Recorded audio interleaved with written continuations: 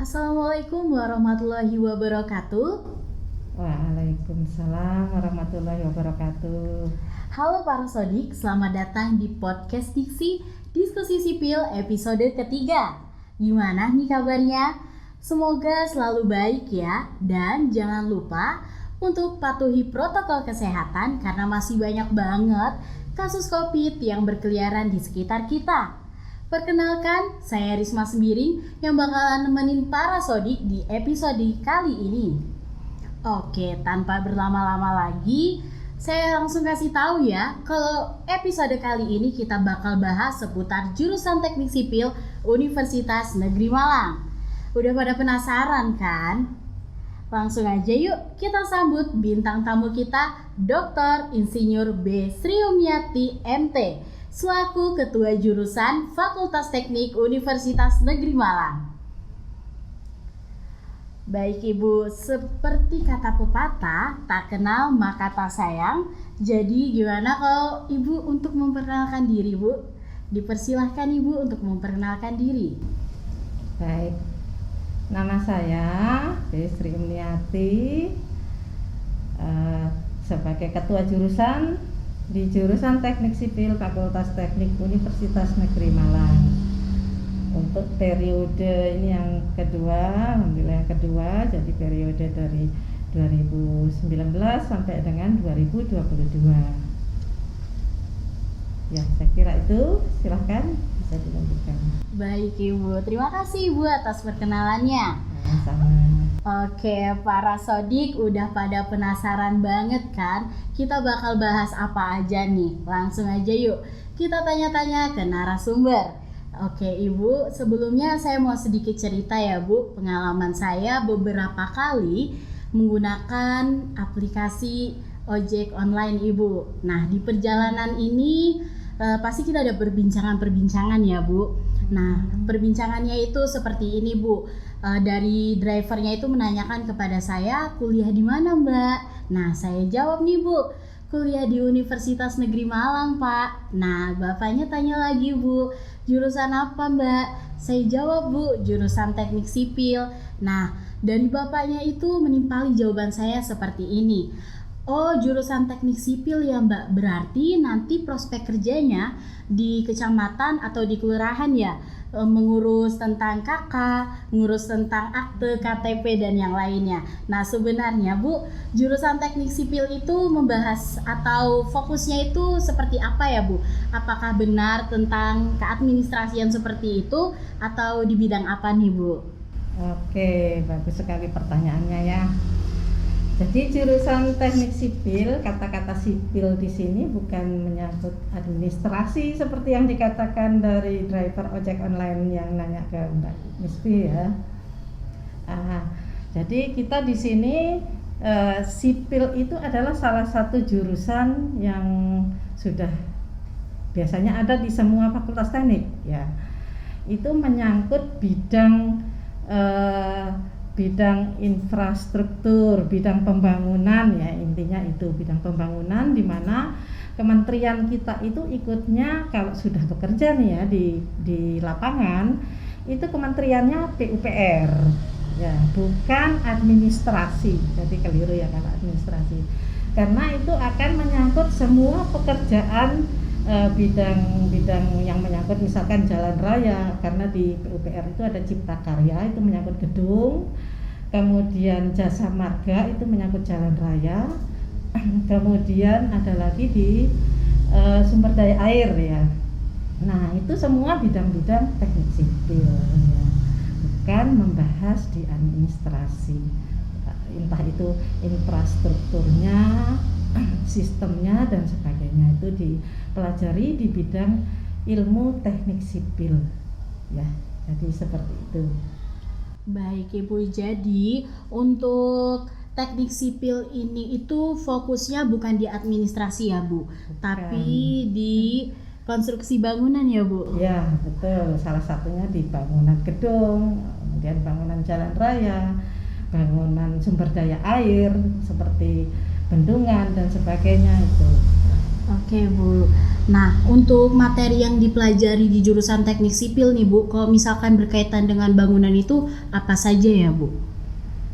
Eh, Bangunan seperti yang tadi saya jelaskan tadi ya. Jadi ada bidang-bidang di bangunan gedung itu kalau di PUPR-nya kementerian, kita link ke kementerian juga ya. Jadi ada di Cipta Karya itu untuk bangunan gedung. Kita juga mempelajari di jurusan teknik sipil itu untuk bangunan gedungnya juga kita pelajari. Kemudian untuk bidang Cipta Karya, bidang jasa marga yang untuk jalan raya dan sebagainya, dan infrastruktur di bidang jalan raya, jalan, jembatan itu kita juga mempelajari. Jadi di situ ada mata kuliah pilihan, termasuk juga bidang keairan, yaitu sumber daya air, misalkan bendungan dan sebagainya, itu juga diletakkan di mata kuliah pilihan. Mahasiswa bisa menambah kompetensinya di bidang itu mata kuliah pilihan itu, termasuk peminatan ya. Jadi minatnya kemana, apakah ke gedung ataukah ke jalan raya ataukah transportasi ya, kemudian ataukah ke sumber daya air, itu bisa di situ. Mempelajari mengenai RAB juga kah Bu? Ya, itu juga manajemen ya, termasuk salah satunya itu manajemen konstruksi. Ya, betul Mbak. Jadi itu salah satu bidang peminatan juga di kita. Manajemen konstruksi dipelajari untuk mempelajari tentang RAB dan sebagainya di situ. Baik Ibu. Nah, untuk materi-materi yang dipelajari itu kan berarti mengenai kebangunannya ya Bu. Nah, untuk kesulitannya sendiri Bu, kesulitan di jurusan teknik sipil itu apa saja ya Bu? Kesulitan di jurusan teknik sipil ya, pertama mungkin ya butuh waktu yang lebih banyak dalam hal mengerjakan tugas-tugas. Nanti di situ ada tugas perancangan di situ, tugas perancangan kalau di bidang gedung, perancangan struktur bangunan tinggi, karena kompetensi kita di bangunan tinggi. Jadi dilingkan dengan perancangan struktur bangunan tinggi. Itu akan membahas tentang bagaimana merancang, mendesain ya, pertama mendesain layoutnya, kemudian mendesain kekuatannya sehingga kebutuhan bahannya sekian, itu juga didesain di situ. Kemudian juga mungkin termasuk di sana utilitasnya, nanti arsitektur juga bisa masuk di situ. Nah, untuk yang sekarang ini ada perancangan struktur bangunan tinggi itu lebih fokus mungkin ke strukturnya ya. Nanti itu bisa dilingkan, misalkan nanti ada yang mengambil bidang yang lainnya, misalkan teknologi struktur bangunan tinggi mungkin bisa dijadikan juga di skripsi, misalkan seperti itu ya. Oke Ibu. Nah, tadi kita sudah bahas mengenai secara general nih Bu, jurusan teknik sipil itu apa, materi yang dipelajari apa, dan kesulitannya apa. Nah, untuk jurusan teknik sipil Universitas Negeri Malang sendiri itu ada berapa prodi ya Bu? Di kita yang dikelola jurusan, artinya ada di prodi di jurusan itu ada 4 ya, walaupun sesungguhnya ada juga yang dikelola di fakultas ya. 4 itu saya sebutkan dulu.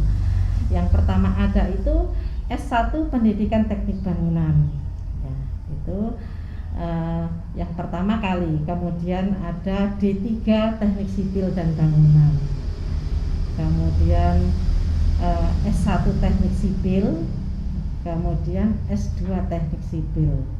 Nah, untuk yang di luar atau dikelola oleh fakultas ada lagi S2 PKJ Pendidikan Kejuruan dan S3 PKJ itu di bidang teknik sipil, tetapi di bidang kependidikannya.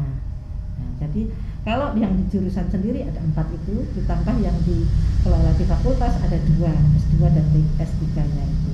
Nah, jadi totalnya sebetulnya 6, tetapi kita yang di fakultas itu karena jadi satu fakultas itu seluruh jurusan, jadi diletakkan di fakultas ya. Oke Ibu, untuk ini fokusnya kita ke 3 ini ya Bu, 3 prodi ini ya. Yang S1 Pendidikan Teknik Bangunan, S1 Teknik Sipil, dan D3 Teknik Sipil dan Bangunan Bu. Nah, untuk kelebihan dari 3 prodi ini Bu, itu apa saja ya Bu? Nah, yang di kita itu namanya ada penciri prodi. Penciri prodi itu kalau di S1 PTB itu kan sebagai unggul dan menjadi rujukan di bidang pendidikan teknik sipil. Nah, pendidikan teknik sipil di sini ya. Jadi kita misinya itu di bidang teknik sipil, pendidikan teknik sipil menjadi unggul dan menjadi rujukan. Nah, itu penciri prodi S1 PTB. Kemudian kalau S1 teknik sipil itu menjadi unggul dan menjadi rujukan di bidang teknik sipil dalam hal bangunan tinggi ya, struktur bangunan tinggi. Bangunan tinggi ini tentunya akan mengarah ke bangunan struktur tahan gempa. Jadi di situ nanti penekanannya itu ke arah struktur bangunan tinggi, sehingga akan membahas juga struktur tahan gempanya itu. Kemudian yang di D3 TSB itu pelaksana ya. Jadi di teknik sipil hanya lebih ditekankan kepada pelaksana di lapangan ya, seperti juga vokasi. Kita kan D3 itu pendidikan masuk ke ranah pendidikan vokasi. Ini pun nanti akan dikembangkan menjadi diusulkan untuk naik ke D4. Tetapi D4-nya itu mungkin nanti baru sesudah jelas diterima kita umumkan ya. D4-nya itu kalau saya lihat pengusulannya itu di bidang pemeliharaan infrastruktur. Nah, itu lebih ke pemeliharaannya, maintenance. Ya, jadi itu kita masih menunggu untuk disetujuinya pengajuan D4 kita. Baik, Ibu. Kabar yang baik ini untuk perkembangan D3 kita diupgrade menjadi D4 ya. Berarti untuk D3 sendiri nanti ada perkembangan ya, Bu? Untuk D3 sendiri diharapkan nanti akan menjadi yang sekarang masih tetap dilanjutkan ya, sampai Bu, dengan turunnya SK menjadi D4. Kemudian di alumni D3 yang ini bisa diberikan opsi mau lanjut ke D4 ataukah cukup D3 saja. Boleh memilih nanti D3 saja ataukah lanjut D4. Nah, lambat laun sesuai dengan kita kan ikut peraturan ini ya, Dirjen Diksi, Ditjen Direktorat Jenderal Pendidikan Vokasi. Nah, di sana mempunyai kebijakan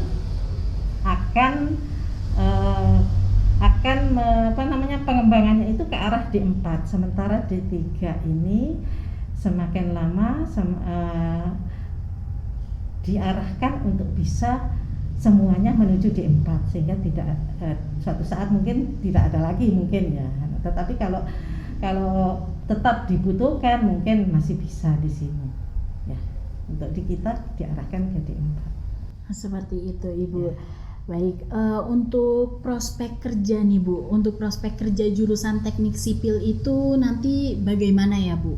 Akan berkiprah di bidang apa saja seperti itu, Bu? Oke. Jadi kalau sesuai dengan bidangnya di bidang teknik sipil ya, ini tentunya akan bekerja juga di bidang-bidang teknik sipil. Ini yang kita bahas ini yang sesuai ya, yang sesuai dengan bidang yang dipelajari. Jadi bisa bekerja di bidang konstruksi bangunan, bisa di konsultan. Kalau di pelaksananya itu berarti bekerjanya di kontraktor atau membuat kontraktor ya. Kemudian ada lagi di bidang konsultan perencana atau konsultan pengawas ya. Juga di situ bisa bekerja, bisa juga menjadi pembuka lapangan pekerjaan sebagai ownernya di situ ya. Nah, itu bisa di bidang gedung, bisa di bidang jalan raya, transportasi ya, bisa di bidang sumber daya air, atau juga bisa di bidang manajemen konstruksinya itu ya. Jadi itu bidang-bidang yang bisa sebagai bidang kerja dari alumni di jurusan teknik sipil ini.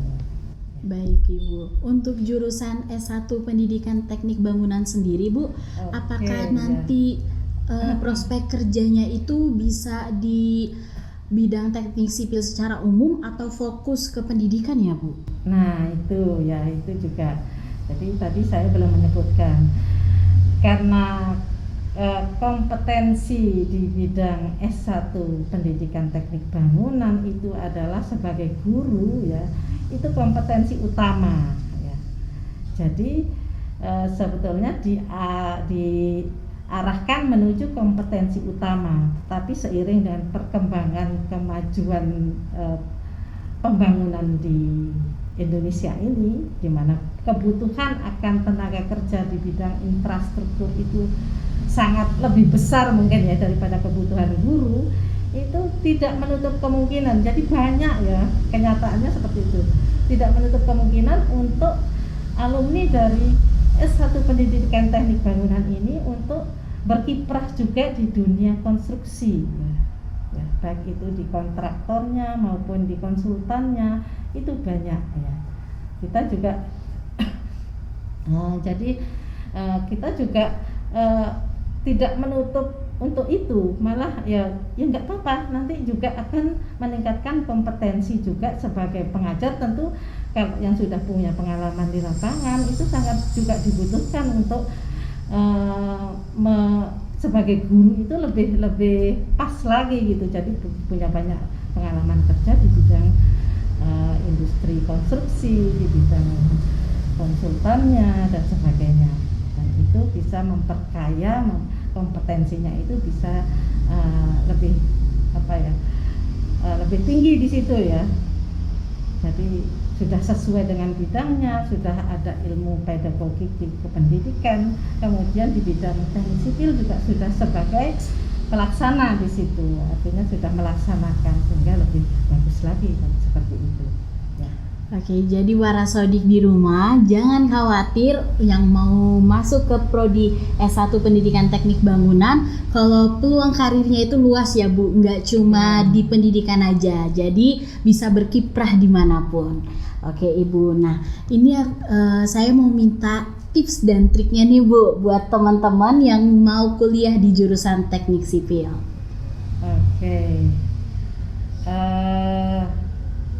tips di jurusan teknik sipil ya, karena di jurusan teknik sipil ini ada juga namanya tugas besar, perancangan dan sebagainya, otomatis akan membutuhkan waktu melaksanakan yang lebih banyak di situ ya.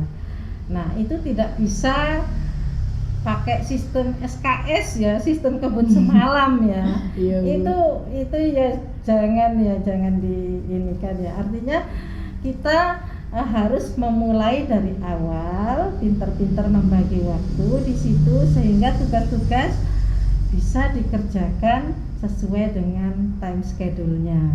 Nah, itu pembagian waktu itu dan kedisiplinan sangat diperlukan di situ agar bisa lulus tepat waktu dengan hasil yang maksimal gitu ya. Jadi seperti itu. Oke teman-teman, jadi itu dia tips dan trik dan pembahasan kita mengenai jurusan teknik sipil.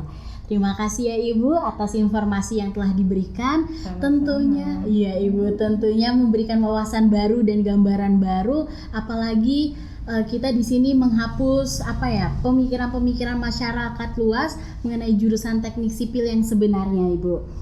Terima kasih juga Ibu telah menyempatkan waktunya untuk hadir di podcast kali ini. Semoga Ibu sehat selalu ya Ibu. Dan juga teman-teman di rumah, jangan lupa untuk jaga kesehatan ya.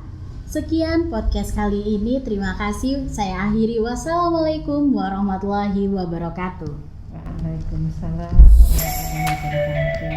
Terima kasih Ibu. Terima kasih Mbak.